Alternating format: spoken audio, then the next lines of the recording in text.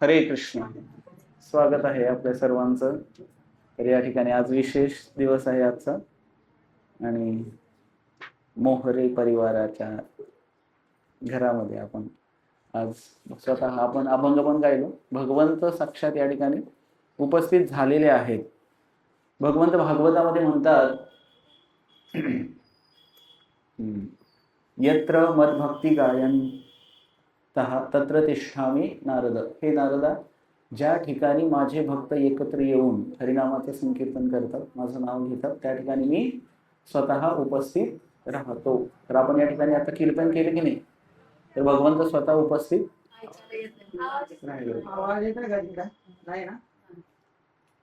तिथं मध्ये ठेव.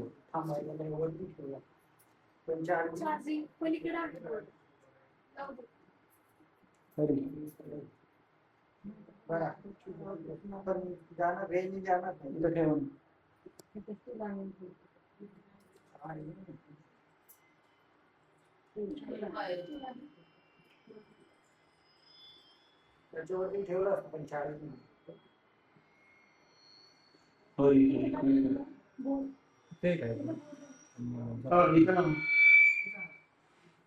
आवाज करणार पण इथे बोर्ड आहे इथे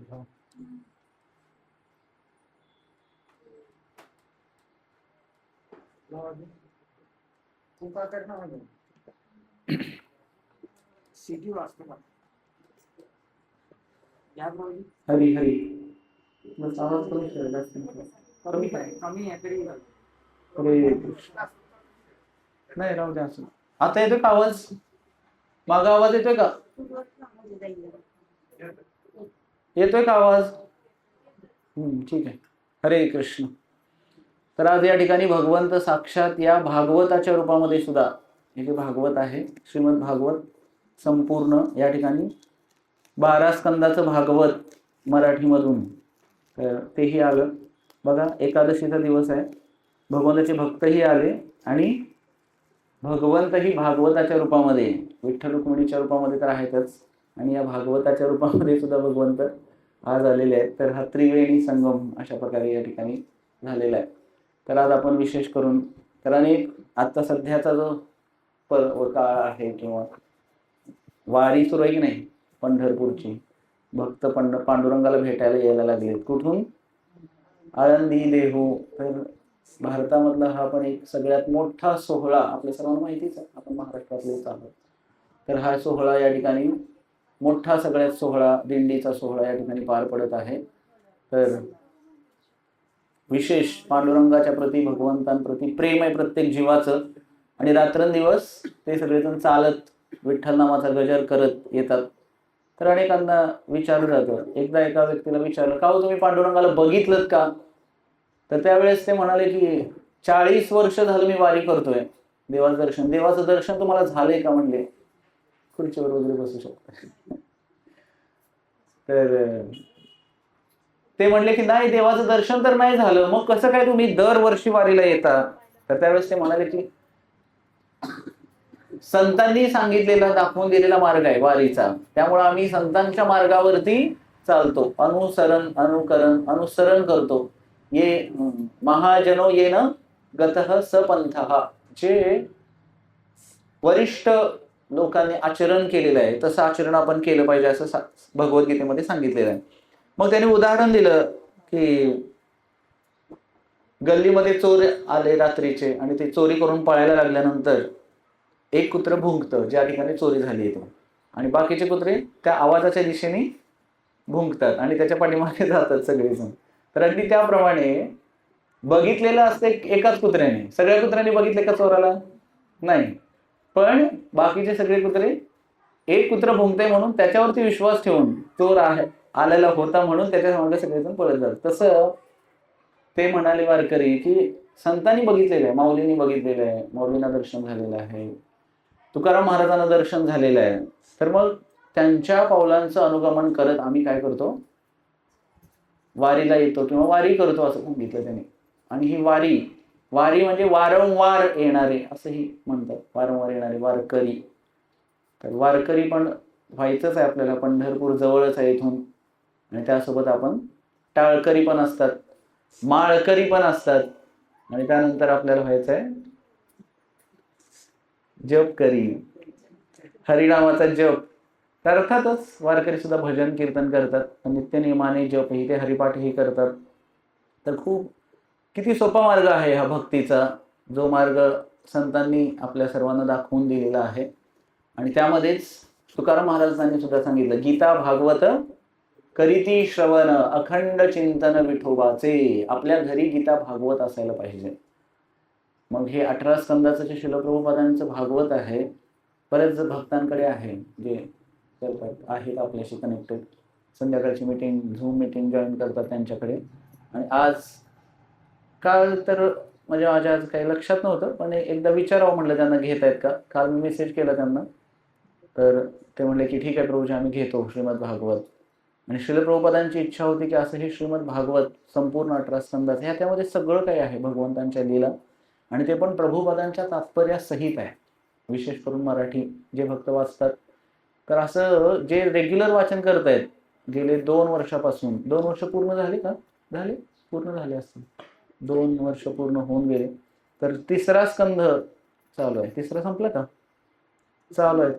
3ऱ्यातला 2रा भाग चालू आहे. तर पहिल्यापासून अगदी या पृथ्वीच्या क्रिएशन पासून भागवतामध्ये सगळं काही ज्ञान दिलेलं आहे. तर या ज्ञानाचा आपण ते भागवत ऐकलं पाहिजे. भागवतामध्ये सांगितलेलं आहे, शृण्वता स्वकथा कृष्ण पुण्य श्रवण कीर्तन वृद्ध्यंतस्तु ह्य भद्राणी विधुनोती सुरत्सताम. काय सांगितलं, शृण्वता ऐकलं पाहिजे, भगवंतांबद्दल ऐकलं पाहिजे. आणि भगवंताने त्यासाठी आपल्याला कान दिलेले आहेत. किती, 2. आणि जास्तीत जास्त आपण ऐकायला पाहिजे, हिअरिंग जास्त केलं पाहिजे. ती महत्वाची गोष्ट आहे. कारण श्रवणम कीर्तनम विष्णू स्मरणम, भागवतच सांगतं पुन्हा की श्रवण फार महत्वाचं आहे, भगवंतांबद्दल ऐकणं फार महत्वाचं आहे. आणि जेव्हा आपण भगवंताबद्दल ऐकतो, तर त्यावेळेस ऐकल्यानंतर काय होतं, हृदय शुद्धीकरण होतं.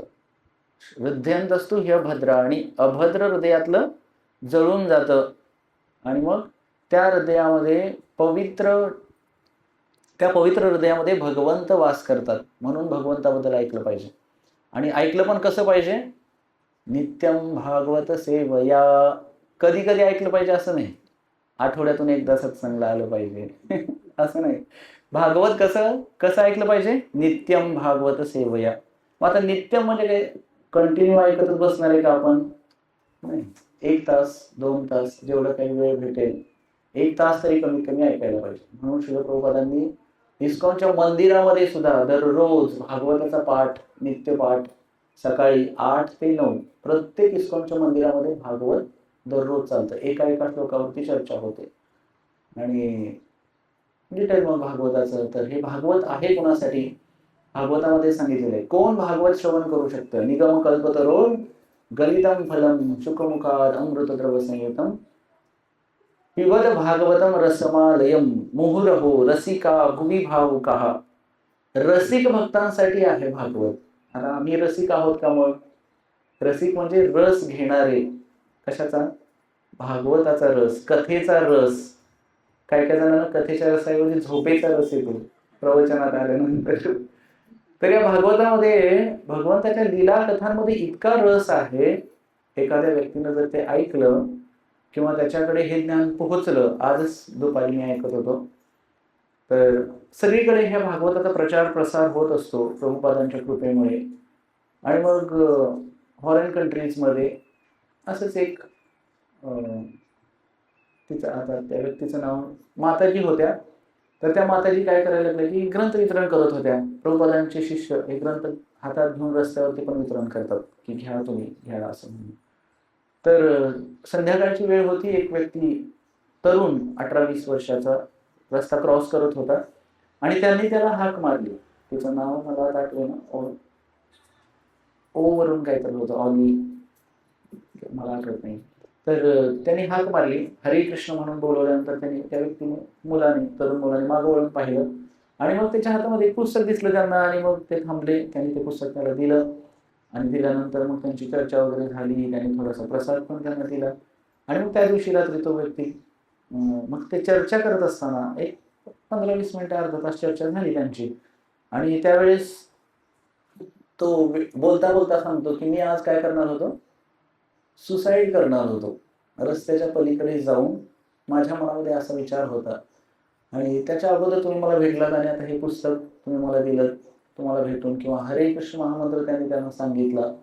आणि मग दुसऱ्या दिवशी पुन्हा त्या ठिकाणी परत ते भेटले, परत ते मंदिरात आणलं गेलं आणि बोलावलं त्यांनी, त्याला प्रसाद दिला. त्यानंतर हरे कृष्ण महामंत्र जप करण्यासाठी माळ दिली. आणि भागवत ते जे पुस्तक होतं, अर्थातच प्रभुपादांचे स्मॉल बुक्स काही कमी महत्वाचे नाही आहेत, त्यामध्ये एक बुक आहे सायन्स ऑफ सेल्फ रिअलायझेशन. हे पुस्तक त्यांना दिलेलं होतं, आत्मसाक्षात्काराचे विज्ञान. आणि हे पुस्तक त्याच्या हातात पडल्यानंतर ते रात्रभर गेला आणि त्याने ते वाचून काढलं.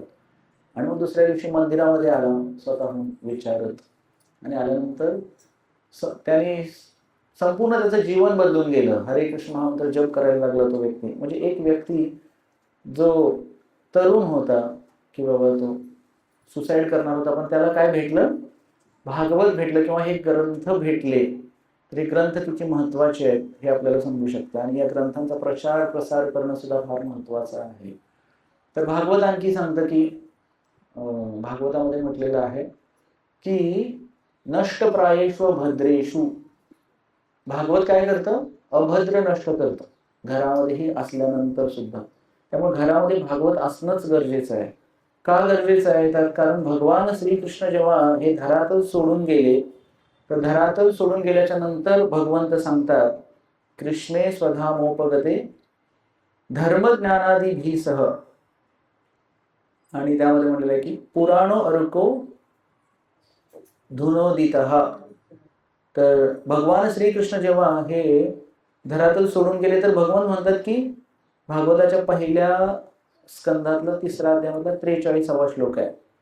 तर त्यामध्ये म्हणलेलं आहे की त्यांनी आपला प्रकाश या श्रीमद भागवतामध्ये ठेवला. म्हणजे भगवंत स्वतः या भागवताच्या रूपानं पाठीमाग राहिले. जेव्हा उद्धव भगवंतांना म्हणतात की भगवंता पहिला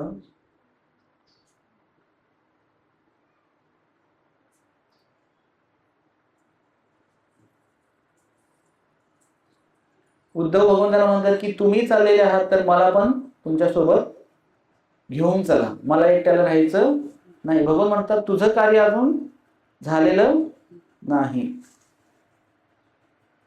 कलौ नष्ट दृशामेषां पुराण अर्को धुनोदितः असं श्लोक आहे. त्यामध्ये म्हणलेलं आहे कृष्णे स्वधामोपगते. तर माझ्या पाठीमागे हा श्लोक म्हणू शकता तुम्ही. कृष्णे स्वधामोपगते धर्मज्ञानादिभिः कलौ नष्टदृशामेष पुराणार्को धुनोदितः. यह भागवत पुराण सूर्य के समान तेजस्वी है और धर्म ज्ञान आदि के साथ कृष्ण द्वारा अपने धाम चले जाने के बाद ही इसका उदय हुआ. जिन लोगों ने कलियुग में अज्ञान के गहन अंधकार के कारण अपनी दृष्टि खो दी है, इन्हें इस पुराण से प्रकाश प्राप्त होगा, ज्ञान का प्रकाश प्राप्त होगा. तो ये भागवत क्या करता है, हृदय में ज्ञान का प्रकाश उदित करता है. तो ये भागवत पूरा भागवतामध्ये कशाचं वर्णन आहे, भगवान श्रीकृष्णांच्या लीला आणि कथा सगळं. विशेष करून व्यासदेवांनी हे भागवत हे 18वं पुराण आहे. किती पुराण लिहिले व्यासदेवांनी, 17 पुराणे लिहिले, 4 वेद लिहिले, 108 उपनिषद लिहिले. आणि एवढं सगळं लिहून सुद्धा व्यासदेवांना समाधान नव्हतं झालं. एवढं कार्य केल्यानंतर वाटायला पाहिजे काहीतरी की सॅटिस्फॅक्शन, बाबा मी एवढी सेवा केलेली आहे. आणि समाधान झालं नाही म्हणून व्यासदेवांनी त्यांना काही समजेना की काय केलं पाहिजे. मग ते त्यांच्या गुरूंकडे गेले. व्यासदेवांचे गुरु कोण आहेत, नारद मुनी. मग नारद मुनींकडे गेले आणि नारदांना सांगितलं की अशा प्रकारे मी एवढं सगळं कार्य केलेलं आहे, सेवा केलेली आहे, पण मला समाधान नाहीये. नारद मुनी म्हणतात काय केलं तुम्ही तर फक्त कर्मकांड हे ते बाकीच्याच गोष्टी सांगितल्या, पण ते थोडंस हे करा पाहिजे. आवाज म्हणतोय तुम्ही काय करा, कृष्ण लीला भगवंतांच्या आणि भक्तांच्या दोघांच्या लीला वर्णन करा. आणि मग त्यावेळेस त्यांनी काय केलं, भागवत लिहायला चालू केलं. आणि जेव्हा भागवत लिहिलं त्यावेळेस त्यांना पूर्ण समाधान प्राप्त झालं भागवत लिहिल्यानंतर. तर त्यामुळे हे भागवत फार महत्वाचं आहे आणि प्रत्येकाच्या घरी हे भागवत असलंच पाहिजे. तर भागवत ऐकल्याच आपण सर्वांनी भागवत महात्म्यामध्ये किंवा कथा तुम्ही कधी ऐकली असेल 7 दिवसाची भागवत कथा. तर हे 7 दिवस का? कारण परीक्षित महाराजांना भागवत ऐकवलं गेलं. किती दिवस? 7 दिवसाची कथा केली त्यांनी आणि म्हणून मग सगळीकडे 7 दिवसाची कथा होते. पण प्रभुपाद म्हणाले की भागवतामध्येच सांगितलेलं आहे नित्यम भागवत सेवया. 7 दिवसात किती भागवत सांगून होणार? बरेच भक्त आपल्या ग्रुपमध्ये जे आहेत किंवा सत्संगला येतात ते सांगतात की प्रभूजी भागवत 7 दिवसामध्ये शक्यच नाही. एवढं मोठं भागवत 7 दिवसात सांगून होईल का? नाही, त्याच्यातला काही भाग तिथं सांगितला जातो. विशेष करून कृष्ण लीला त्या भागवतामध्ये 10वा जो स्कंद आहे, 10व्या स्कंदातल्या बऱ्याच लीला सांगितल्या जातात. विशेष करून भगवंताची बाल लीला, त्यानंतर आणि जास्त कल लोकांचा कुठे असतो? रासलीला. हरी हरी. तर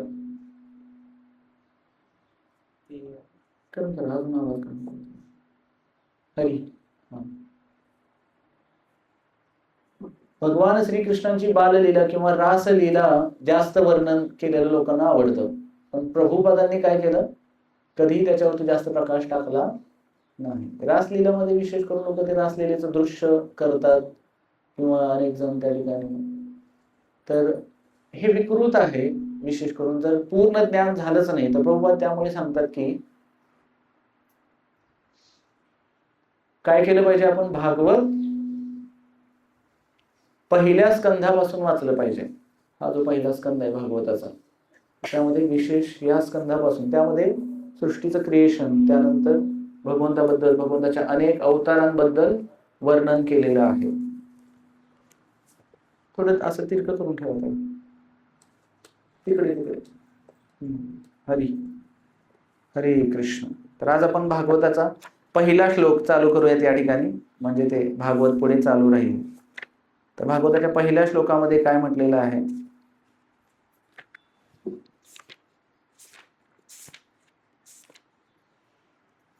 ओम नमो भगवते वासुदेवाय, म्हणजे भगवान श्री वासुदेवांना माझा प्रणाम असो.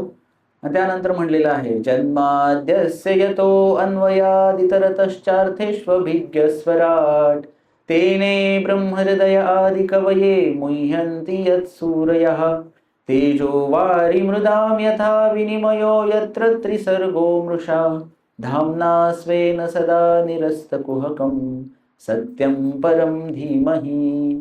याचा अर्थ काय आहे? हे प्रभो, हे वसुदेव नंदन श्रीकृष्ण, हे सर्वत्र स्थित भगवंता, मी तुम्हाला सादर प्रणाम करतो. मी भगवान श्रीकृष्णांचे ध्यान करतो कारण ते परम सत्य आहेत. तसेच या सृष्ट ब्रह्मांडाच्या उत्पत्ती, स्थिती, लयाचे आदी कारण आहेत. ते संपूर्ण सृष्टीचे प्रत्यक्ष आणि अप्रत्यक्षपणे ज्ञाते आहेत. त्यांच्या पलीकडे कोणतेही कारण नाही. ते स्वतंत्र आहेत. त्यांनीच आदी जीव ब्रह्मदेवांच्या हृदयात वैदिक ज्ञान प्रकट केले आहे. त्यांच्यामुळेच देवता आणि ऋषीमुनी अग्नीत जळाचा भास व्हावा किंवा जळावर स्थळाचा आभास व्हावा त्याप्रमाणे भ्रमात टाकले जातात. त्यांच्यामुळेच प्राकृतिक गुणांच्या क्षोभातून उत्पन्न झालेली भौतिक ब्रह्मांडे अशाश्वत असूनही शाश्वत भासतात. ते आपल्या भौतिक जगाच्या माईक सृजनाच्या पलीकडे असलेल्या दिव्य धामात शाश्वत स्थितीत विराजमान आहेत. मी त्या परमसत्य श्रीकृष्णांचे ध्यान करतो. तर हा पहिला श्लोक आणि याच्यावरती तात्पर्य अनेक आचार्यांनी लिहिलेलं आहे की भगवान श्रीकृष्णाचे पूर्ण पुरुषोत्तम आहेत. सच्चिदानंद रूपाय विश्व उत्पत्त्यादी हेतवे तापत्रय विनाशाय श्रीकृष्णाय वयं नुमः. की भगवान श्रीकृष्ण सच्चिदानंद आहेत. भगवंत कधीही मरत, मग कृष्ण तर मेले, बाण मारला जराने, मग ते काय होतं? कृष्ण मेले म्हणतात की नाही? बरेच जण म्हणतात भगवंताला जरा राक्षसाचा बाण मारला, अंगठ्यावरती बाण मारला, बाण लागून भगवंताचा अंत झाला. मग मरतात का भगवंत? नाही. किंवा आता भगवान जगन्नाथ आजारी पडलेत सध्या 15 दिवसांसाठी जगन्नाथपुरीमध्ये. मग भगवंत आजारी पडतात का? नाही. ही भगवंताची लीला. भगवंत लीला खेळतात. त्या जराला बाण मारणं आणि इथली लीला संपवणं हे साधारण लोकांना लीला समजण्यासाठी, की साधारण लोक कसे असेच मरतात, कोणीतरी काहीतरी लागून मरतं, किंवा वय झाल्यानंतर लोक मरतात, कोणी अटॅक येऊन मरते, कोणी कशाने मरते, ऍक्सिडेंटने मरते, काहीतरी. तर भगवंत मरत नाहीत, कारण भगवंत कसे आहेत? सच्चिदानंद आहेत. आपणही कसे आहोत? सच्चिदानंद आहोत. म्हणजे आपला आत्मा शाश्वत आहे, आत्मा मरत नाही. तर आपण सगळे भगवंताचे अंश आहोत. आणि भगवंत काय आहेत? अंशी आहेत. अंशी. अंशी, 80 नाही. अंशी म्हणजे कळलं ना? अंशी, ज्याच्यापासून अंश तयार होतो त्याला म्हणायचं अंशी. भगवान श्रीकृष्ण अंशी आहेत. म्हणून भागवतामध्ये म्हटलेलं आहे, एते चांश कला पुंसा कृष्णस्तु भगवान स्वयं इंद्रारी व्याकुलम लोकम मृडयंती युगे युगे. 24 अवताराचं वर्णन झाल्याच्या नंतर हा श्लोक भागवतामध्ये सांगितलेला आहे. एते चांश कला पुंसा, हे जे सगळे अवतार आहेत ते कला आहेत. चंद्राच्या कला कशा असतात, चंद्र कलेने वाढतो त्याप्रमाणे. तर कृष्णस्तु भगवान स्वयं, आणि स्वयं भगवान कोण आहेत? श्रीकृष्ण आहेत. आणि त्या श्रीकृष्णांपासून हे बाकीचे अवतार येतात. म्हणून भगवान श्रीकृष्णांना काय म्हटलं जातं? अवतारी. कृष्ण काय आहेत? अवतारी. तर हे लक्षात घेतलं पाहिजे. मग अनेक जण त्यांना वाटतं की अर्थातच कृष्ण राम हे काही वेगळे नाहीये. कधी कधी वाटतं की हरे कृष्णवाले फक्त कृष्ण कृष्ण कृष्णच करत असतात, असं नाहीये. तर कृष्ण आणि राम यांच्यामध्ये भेद नाही, हे पण लक्षात घेतलं पाहिजे. तर भागवत का ऐकायचं? भागवत महात्म्यामध्ये कथा येते, आत्मदेव नावाचे ब्राह्मण होते आणि त्यांची जी पत्नी होती तिचं नाव होतं धुंदली. काय नाव होतं? धुंधली. धुंदीतच असायची ती नेहमी, आणि त्यांना काही पुत्रप्राप्ती नव्हती झालेली. पुत्रप्राप्ती नसल्यामुळे त्या ब्राह्मणाला वाटायचं की काहीतरी मुलगा व्हायला पाहिजे, कारण गृहस्थ जीवन म्हटलं की मुलाची आवश्यकता आहे. आणि मग कसं होणार, उद्धार कसा होणार, विचार करायचे. आणि वैतागून गेले होते. समाजामध्ये लोक काहीतरी नावं ठेवायचे. विवाह होऊन अनेक वर्ष झाली, पण या पत्नीला काय वाटायचं नाही, निवांत राहायची. आणि मग पुत्रप्राप्ती नव्हती म्हणून मग तिनं यज्ञ हे ते आत्मदेव ब्राह्मण काय झाले की आत्महत्या करण्यासाठी निघाले. आणि मग तिथे गेल्यानंतर एका साधूशी त्यांची ओळख होते. साधू बघतात त्याला आणि काय करायला लागले, तर तो सांगतो साधूंना, अशा अशा प्रकारे माझं हे झालेलं आहे, मला पुत्रप्राप्ती होत नाहीये, मला जगायची इच्छा नाही, तर तुम्ही मला काहीतरी आशीर्वाद द्या. ते साधू काय करतात, आशीर्वाद देतात आणि एक फळ देतात त्याला, त्याच्या पत्नीला खाऊ घालण्यासाठी. आणि म्हणे हे फळ जर खाल्लं तर तुला पुत्रप्राप्ती होईल. आणि मग ते घेऊन येतात फळ घरी. आत्मदेव ब्राह्मण पत्नीला देतात. पत्नी विचार करते, तर नाव तिथं धुंदली होतं. ती म्हणते की मी जर हे फळ खाल्लं तर मला 9 महिने परत मुलाचं ओझं वागवावं लागेल, पोट वाढणार, बसता येणार नाही, उठता येणार नाही, असं काहीतरी विचार करायला लागते ती. आणि कोण एवढं सगळं हे करत बसणार.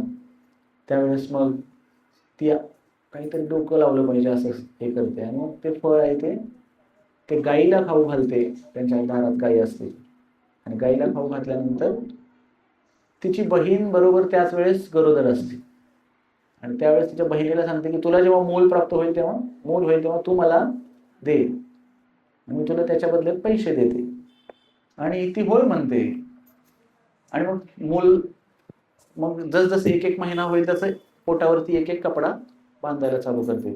पहिला महिना 1 कपडा, 2 कपडे, आणि पोट पण दिसायला लागल्यानंतर आत्मदेव ब्राह्मणाला वाटलं की खरंच आता आपल्याला पुत्रप्राप्ती होणार आहे. आणि इकडे गाईचं पण पोट वाढतच असतं आणि इकडे तिच्या बहिणीचंही, पण हिचं मात्र खोटच पोट वाढत असतं.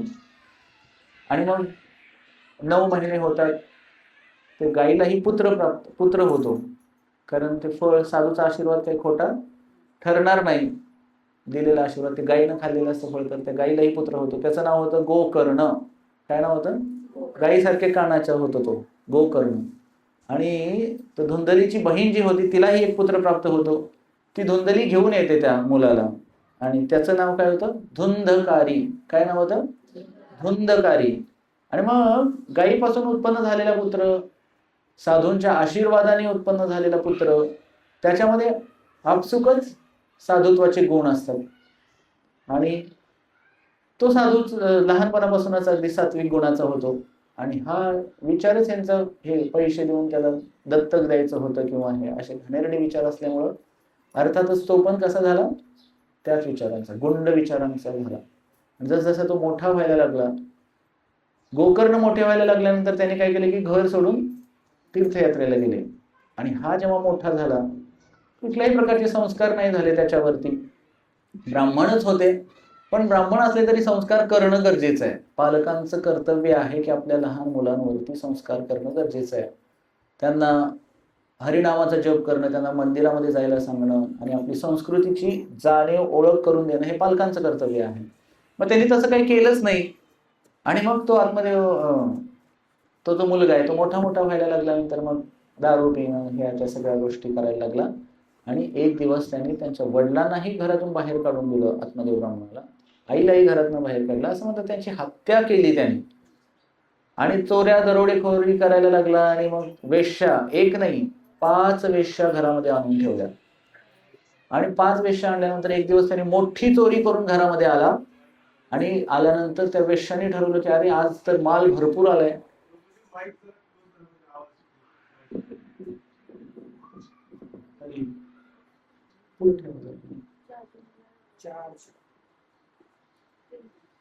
हरी हरी हरे कृष्ण. आवाज वाढवा आता. काय करू आता येते ना आवाज? तर आता काय सांगत होतो की मोठी चोरी करून आल्याच्या नंतर त्यांचं पैशावरती लक्ष केलं त्या 5 जणींनी. तर त्यांनी त्याला काय केलं की 4 जणींनी 4 हातपाय पकडले आणि 5 जणींनी त्याच्या तोंडामध्ये कोळसा असतो विस्तव तो टाकून त्याला मारून टाकलं. इतकं भयानकपणे मारलं त्याला आणि त्याची विल्हेवाट लावून टाकली त्याच्या शरीराची. आणि अचानक किंवा असं जबरदस्ती मृत्यू झाल्यामुळे त्याचा आत्मा भटकत राहील, भूत झालं ते. आणि मग तो तिथंच त्याच्याच घराच्या भोवती फिरायचा सारखा. आणि जेव्हा त्याचा भाऊ कोण गोकर्ण जेव्हा तीर्थयात्रा करून आला आणि तिथे घरी येऊन बसलेला होता एकदा आल्यानंतर, आणि बसल्यानंतर त्यांनी रात्रीच्या वेळेस त्याला कसा तरी आवाज यायला लागला. त्याला विचित्र वाटलं कोण आवाज करत आहे. तर त्यावेळेस तो म्हणतो मी तुझा भाऊ आहे धुंदकारी, मला मुक्ती प्राप्त होण्यासाठी तू काहीतरी कर. आणि त्यावेळेस मग गोकर्ण काय करतात की सूर्यदेवाची उपासना करतात, ते मंत्र वगैरे म्हणून वेदांचं उच्चारण करतात, सगळं काय करतात, पण काहीच होत नाही. आणि मग शेवटी त्यांना समजतं की आपण काय केलं पाहिजे, भागवत पाठ केला पाहिजे याच्यासाठी, किंवा भागवत श्रवण करवलं पाहिजे त्याला. आणि मग त्यावेळेस ते भागवत कथा गावामध्ये चालू करतात आणि सगळे लोक ऐकत बसलेले असतात. आणि समोर एक असं बांबू रोवलेला असतो साथ्याचा, आणि त्या बांबू मध्ये तो धुंदकारी जाऊन बसलेला असतो. आणि पहिला दिवस होतो कथेचा, पहिला डोळा फुटतो त्या बांबूचा. दुसरा दिवस होतो, ओके ठीक आहे चल. तर दुसरा दिवस होतो, दुसरा हे फुटतो. असं करत करत 7 दिवस पूर्ण कथा झाल्यानंतर काय होतं 7 दिवसाची कथा पूर्ण झाल्यानंतर पूर्ण बांबू फुटून त्याच्यातून एक दिव्य पुरुष बाहेर येतो. तो गोकर्णांना प्रणाम करतो चतुर्भुज रूपामध्ये. 4 चतुर्भुज रूपामध्ये त्याला रूप प्राप्त झालेलं असतं. आणि तो प्रणाम करून म्हणतो धन्यवाद की तुम्ही माझ्यासाठी कथा केल्यामुळं, भाव आहे त्याचा, भाऊ होता त्या गोकर्ण त्यांचे भाऊ होते. कथा ऐकवल्यामुळे काय झालं की मला हे शरीर प्राप्त झालं, किंवा मी मुक्त झालो, प्रेत योनीतून भूत योनीतून मुक्त झालो आणि आता मला भगवत प्राप्ती झालेली आहे. तर भागवत का ऐकायचं, कशासाठी, भगवत प्राप्ती होण्यासाठी. आणि खरं ज्ञान भागवतामध्ये. श्रील प्रभुपाद असं म्हणायचे की हे जर भागवत आपण वाचलं तर कुठलीही दुसरी गोष्ट वाचायची गरज राहणार नाही. अर्थातच पोटासाठी पैसे वगैरे कमवायचे असतील तर नोकरी व्यवसायासाठी तुम्हाला शालेय शिक्षण घ्यावंच लागणार आहे. पण आध्यात्मिक ज्ञानाचं पूर्णत्व आहे भागवत. ह्याच्या पलीकडे दुसरं कुठलंही ज्ञान राहत नाही घेण्याचं. त्याच भागवतामध्ये सांगितलेलं आहे, धर्मो प्रोजित कैतवो अत्र की आज धर्म प्रोजित कैतो अत्र निर्मत्सराणाम सताम. आणि भागवत कोण ऐकू शकतं? जे निर्मत्सर आहेत, इतरांचा द्वेष करत नाहीत. किंवा काही काही लोक देवाचाही द्वेष करतात, कृष्णाचाही द्वेष करतात, किंवा हरे कृष्ण भक्तांचाही द्वेष करणारे काही लोक असतात. काही हरे कृष्णवाले नुसते कीर्तन करतात, नाचतात, टाळ्या वाजवतात, सगळीकडे हेच चाललेलं असतं त्यांचं. असंही काही काही जण कृष्ण भगवंतांचाही द्वेष करणारे आहेत. काय त्याने म्हणे 16 सहस्र नारी होत्या, त्यांचा भोग घेतला कृष्णाने, असंही काही लोक म्हणणारे आहेत. अज्ञानी लोक आहेत ते. कृष्ण रामाला सुद्धा सोडलं नाही लोकांनी. भगवान श्री रामचंद्रांना सोडलं का? सीतामाताला एक दिवस बाहेर राहून आले तर म्हणे तिला घरात घेण्यासाठी, मी काही राम आहे का असं भगवंताने ऐकल्यानंतर त्यांना हे करावं लागलं. तर लोक सोडत नाहीत, भगवंताला सुद्धा सोडत नाहीत. मग आपल्यासारख्या साधारण व्यक्तींचं काय? तर हे अज्ञानाच्या गोष्टी आहेत सगळ्या. आणि हा ज्ञानाचा प्रकाश, ओम अज्ञानतिमिरंधस्य ज्ञानांजन शलाकया. तर असं हे परंपरागत भागवत, विशेष करून प्रत्येक श्लोकातून काय सांगायचं आहे भगवंतांना, किंवा आपण काय शिकलं पाहिजे या कलियुगाच्या ह्याच्यामध्ये, कशी भक्ती केली पाहिजे, भगवंत कोण आहेत, मी कोण आहे, माझा आणि भगवंताचा काय संबंध आहे, आणि असेल तर तो कसा वृद्धिंगत केला पाहिजे, पुन्हा नव्याने जोडला गेला पाहिजे. आम्ही विसरलोय भगवंतांना, आणि मग विसरले तर मग संत काय करतात? विसरलेली भगवंतांना विसरलोय आपण, संत काय करतात? ज्ञानांजन शलाकया, ज्ञानाचं अंजन डोळ्यामध्ये घालतात, कानामध्ये घालतात, विशेष करून प्रवचनाच्या मार्फत, प्रवचनातून. आणि ते ज्ञानाचं अंजन किंवा कानातून आपण ऐकलं की हृदयामध्ये कृष्ण प्रेम उदित होतं. नित्यसिद्ध कृष्ण प्रेम साध्य कबू नये, श्रवणादी शुद्ध चिते करह उदय. की आपल्या हृदयामध्ये भगवान श्रीकृष्णाविषयी प्रेम आहेच, पण ते श्रवण केल्यानंतर, भगवंतांबद्दल श्रवण केल्यानंतरच त्या प्रेमाचं काय होतंय? उदय होतो. आणि भागवत त्यासाठीच आहे. आणि भागवत केवळ एक दिवसाची गोष्ट नाही, नित्यम, शेवटपर्यंत भागवत ऐकलं पाहिजे. स्वतः श्रीकृष्ण चैतन्य महाप्रभू 550 वर्षापूर्वी या भूतलावरती अवतीर्ण झालेले होते. तर ते भगवंत आहेत, स्वतः श्रीकृष्णच होते. ते सुद्धा भागवत ऐकायचे. कुणाकडून? गदाधर पंडितांकडून. त्यांचेच एक पार्षद होते गदाधर पंडित, त्यांच्याकडून ते भागवत ऐकायचे. तर आम्ही पण भागवत ऐकलं पाहिजे. आणि भागवत ऐकल्यानंतर व्यक्ती इतका भगवान श्रीकृष्णांप्रती आकर्षित होतो, किंवा या भौतिक जगातल्या ज्या इच्छा आहेत, भौतिक इच्छा, त्या कमी होतात कथा ऐकल्यानंतर भगवंतांची. दोन, किंवा हे विशेष दोन या कलियुगामध्ये फार महत्वाचे गोष्टी आहेत. एक म्हणजे श्रीमद भागवत ऐकणं, आणि दुसरं आहे हरे कृष्ण कृष्ण कृष्ण हरे हरे, हरे राम राम राम हरे हरे, या महामंत्राचा जप करणं. आणि मग घरामध्ये जे भगवंत आहेत, फोटोच्या रूपात असतील, विग्रहाच्या रूपात असतील, त्यांची पण पूजा अर्चा सेवा आपण केली पाहिजे. आणि मग जेव्हा आपण असं रोज भागवत ऐकू, तर मनावरचं जे भौतिक इच्छांचं किंवा वासनांचं मळब आहे ते निघून जाईल, आणि एक दिवस आपलं हृदय शुद्ध होईल, आणि शुद्ध हृदयाने आपण भगवंतांना प्राप्त करू शकतो. तर हा जो श्लोक आहे, कृष्णे स्वधामोपगते, की याच्यामध्येच प्रभुपाद सांगतात की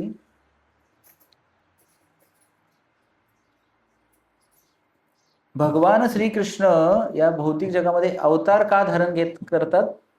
धर्माची स्थापना करण्यासाठी. मग कलियुगाचं धर्म स्थापना कशामध्ये आहे? हरेर्नाम हरेर्नाम हरेर्नामैव केवलम, कलो नास्तैव नास्तैव नास्तैव गतिरन्यथा. दुसरं कुठलीही गती नाही हरिनामाशिवाय. आणि दुसरं हे जे भागवत आहे, हा ग्रंथ, हा आपण कलियुगामध्ये धर्माची स्थापना करणार, किंवा धर्माची व्याख्या काय केलेली आहे? धर्म म्हणजे काय? कोण सांगेल आपल्यापैकी? धर्म कशाला म्हणायचं? व्याख्या काय आहे धर्माची? धर्मो रक्षति रक्षिता. पण व्याख्या धर्मो रक्षति रक्षिता ठीक आहे, पण धर्माची व्याख्या काय आहे? घालून दिलेले नियम. सरळ व्याख्या काय आहे? भगवंतांनी घालून दिलेले नियम, आणि त्याचं आपण पालन केलंच पाहिजे. प्रत्येक जीवाचं कर्तव्य आहे भगवंताने घालून दिलेल्या नियमाचं पालन केलं पाहिजे. आणि जर नाही केलं तर गीतेमध्ये सांगितलेले यह शास्त्रविधी मृत्युज्य वर्तते कामकारता न स सिद्धी, कुठल्याही कार्यामध्ये सिद्धी होणार नियमच पालन नाही केले तर. आणि लोक काय करतायत सध्या कलियुगामध्ये जास्त करून हठयोग योग आज पण योगिनी एकादशी आहे की नाही, योग करण्याकडे चालले सगळे. योग करून काय करायचंय मग भोग घ्यायचंय बऱ्याच जणांना, चांगलं काहीतरी, मग चांगलं शरीरयष्टी चांगले भोग घ्यायचे. भोगाने होणार रोग.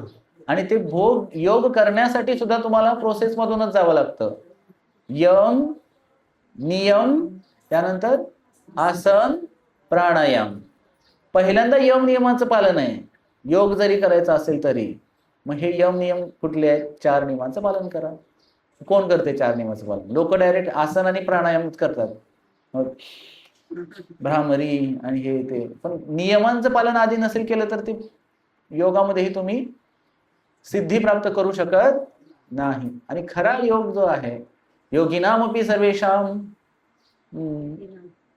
मद्गतेनांतरात्मना, नाही 6व्या अध्यायातला शेवटचा काय 6व्या अध्यायातला शेवटचा श्लोक आहे, त्यामध्ये सांगितलंय की सर्वश्रेष्ठ योग कोणता आहे? भक्ती योग आहे. श्रद्धावान भजते यो माम समेयुक्त तमो मतः योगिनामपि सर्वेषाम. सर्व योग्यांमध्ये, बरोबर हा श्लोक आहे. सर्व योग्यांमध्ये सर्वश्रेष्ठ योगी कोण आहे? जो सतत माझं चिंतन करतो हृदयामध्ये. आणि एक भक्तच भगवंताचं चिंतन सतत हृदयात करू शकतो, कारण तो काय करत असतो नेहमी? हरे कृष्ण कृष्ण कृष्ण हरे हरे, हरे राम राम राम हरे हरे. महामंत्राचा जप केल्यानंतर ज्याचं नाव घेऊ त्याचं स्मरण आपोआपच होणार आहे आपल्याला.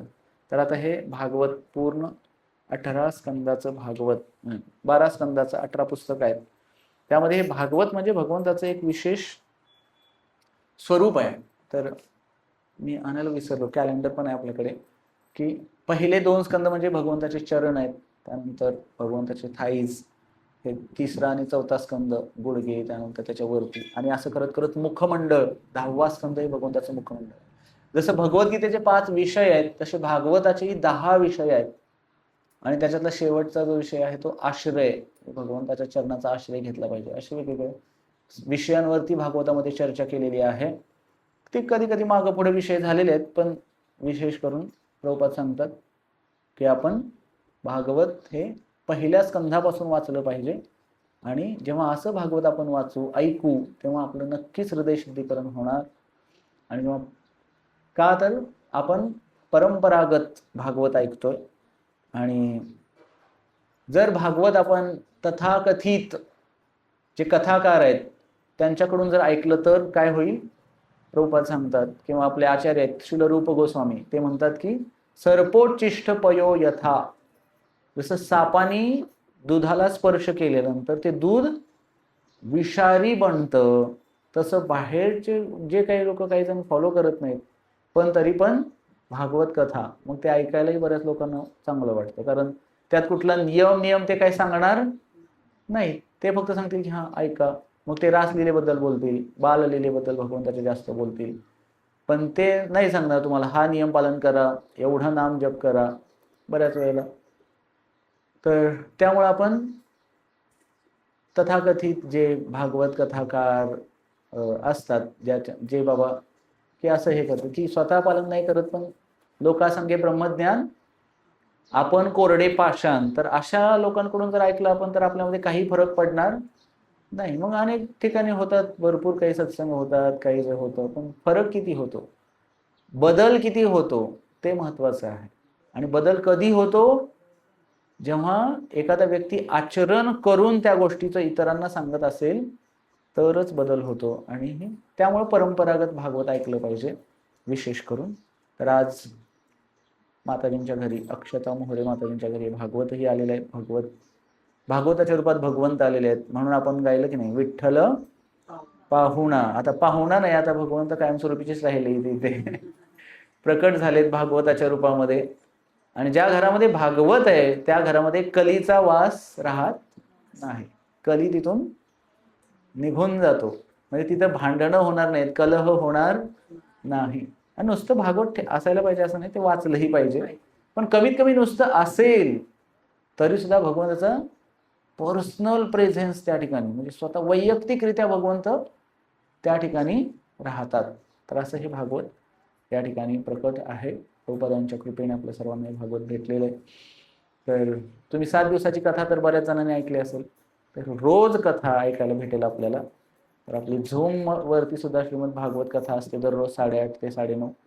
आपण जॉईन करू शकता. जे नवीन भक्त आहेत इथले, राम मंदिरच्या सत्संगमधले काही आहेत, त्यांच्याकडे मोबाईल नाही वगैरे, त्यांच्याकडे आहे ते करू शकता जॉईन संध्याकाळच्या वेळेस.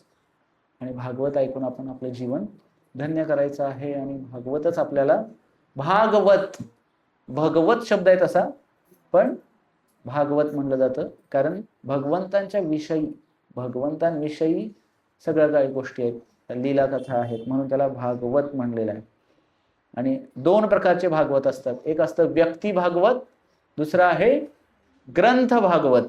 एक व्यक्ती भागवत मध्ये चालतं बोलतं भागवत, जसे संत आहेत, माऊलींसारखे संत आहेत, तुकाराम महाराजांसारखे संत आहेत, एकनाथ महाराजांसारखे संत आहेत, श्रील प्रभुपादांसारखे संत आहेत. ते चालतं बोलतं भागवत आहे, आचरणातून शिकवतात. आणि हे भागवत भगवंतांचं जे आहे ते ग्रंथरूपी भागवत, ते पण आपल्याला ज्ञान वाचल्यानंतर. तर त्यामुळे भागवत जेव्हा तुम्ही हातात घेताय तर तुम्ही काय, आपल्याला नाही जाणीव होणार की आम्ही कृष्णच हातात घेतले. हातात घेतलं भागवत, एक जरी ग्रंथ हातात घेतला तरी सुद्धा भगवंतांना हातात घेतल्याचा भास. कारण सध्या आमची इंद्रिय अजूनही शुद्ध झालेली नाही आहे, त्यामुळे आम्हाला नाही वाटत. त्यामुळे प्रभुपाद सांगायचे की रोज भागवत, काहीही करून आपण रोज वेळ काढून 5 मिनिटं वेळ काढा, एक श्लोक वाचा आणि स्वतःचं जीवन धन्य होईल. तुम्हाला स्वतःलाच अनुभव येईल की एवढे दिवस मी वाचल्यानंतर की माझ्या हृदय शुद्धीकरण होत आहे, किंवा मला आता आंतरिक आत्मिक शांती ज्याला म्हणतो आपण, ती भागवत ऐकून आपल्याला प्राप्त होत असते. तर असंही भागवत तुम्ही, आपण सर्वजण स्वतःच्या घरी, ज्यांच्या घरी नसेल, कोणाकोणाच्या घरी नाहीये त्यांनी हात वरती करा. भागवत तुमच्या घरी चैतन्य चरितामृत आहे तर ज्यांच्या घरी नाहीये, तर आपण सर्वांनी, तर सध्या आषाढी येते, आषाढी नंतर ही पर्सनली आपण असं घरामध्ये जाऊन त्या भागवताची स्थापना, आता या भागवताची आपण आरतीही करणार आहोत. तर आरती वगैरे करत असतो, घरामध्ये कथा कीर्तन होत असताना मग भगवंत कायमस्वरूपीचे घरामध्ये राहून जातात. आणि हे भागवत तुम्ही एकदा घेतलं की पिढ्यानपिढ्या घरातच राहणार आहे. तुम्ही जरी गेलात भगवत धामात, असं कितीतरी तुमच्या पाठीमागे सगळ्यांना हे भागवत काय करेल, भगवंतांपर्यंत पोहोचवणार आहे. कारण हे भागवत असं काही हे नाही की बाबा पूर्णपणे अनंत काळापर्यंत टिकून राहू शकतं. घरी वाचणारे असतील, आणि घरी आहे म्हटल्यानंतर कोणी ना कोणी ते वाचणारच आणि तिथे भक्त होणारच. प्रभुपाद म्हणायचे की माझी जे पुस्तकं आहेत just like time bombs. Gita जरी घेतली किंवा भागवत जरी घरात घेतलं, तुम्ही नाही, बऱ्याच वेळेला जे घेतं ते वाचत नाही, त्याची मुलं, त्यांची नातवंड, कोणी ना कोणीतरी वाचतं आणि मग तिथून भक्तीचा प्रवाह सुरू राहतो त्या घरामध्ये. तर आज या घरामध्ये माताजींमुळे भागवत आलेलं आहे त्यांच्यामुळे त्या येतात, सत्संगला येतात, नामजप करतात. तर त्या पहिल्यांदाही आल्या होत्या तेव्हा येणं केनं प्रकारेनं भगवंतांकडे 4 प्रकारचे भक्त येतात, पण हळूहळू स्तर वाढतो. तर त्या आल्या होत्या तेव्हा त्यांनी एकदा मला म्हटलं की प्रभूजी मला असं असं जॉब लागत नाहीये. तर त्यावेळेस मी त्यांना म्हटलं की तुम्ही जॉब चालू करा. त्यांनी जॉब केला, परत त्यांना जॉब लागला, आता ऑर्डर पण आली ना, जॉबची ऑर्डर आली, पुढच्या महिन्यात ते जॉईनिंग करत आहेत. तर भगवंता कोणत्याही प्रकारे भगवंताचं भजन केलं तर भगवंत सगळ्या इच्छा पूर्ण करतात. हरिनाम कसं आहे, नाम चिंतामणी कृष्ण चैतन्य रस विग्रह पूर्ण शुद्धो नित्यमुक्तो अभिन्नत्वात नाम नामिनो. नाम काय करतं, सगळ्या चिंता पूर्ण करतं आपल्या, आणि मग भगवान सगळं काही देतात आपल्याला. आता देणारे तेच आहेत, तू सुख करता तू दुःख हरता, देणारे भगवंतच आहेत.